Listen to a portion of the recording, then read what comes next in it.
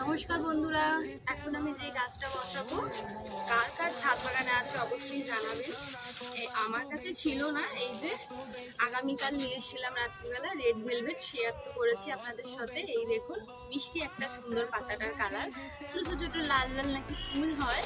তো এখন আমি একে এখানে বসাবো মাটিতে, আশা করছি সুন্দরভাবে এখানে ছাদে আমার নতুন বাড়িতে ও গ্রো করবে, মানে ওর নতুন বাড়িতে ও ভালো সুন্দর গ্রো করবে। এই যে গাছটা দিদিভাই আমাকে দিয়েছে, দিদিভাইয়ের বাগানে ছিল, মানে ব্যালকানিতে, এবার হয়তো রোদ পাচ্ছিল না বলে বাড়ছিলও না, আর ফুল হচ্ছিল না বলে সেই জন্য দিদিভাই আমাকে দিয়ে দিয়েছে।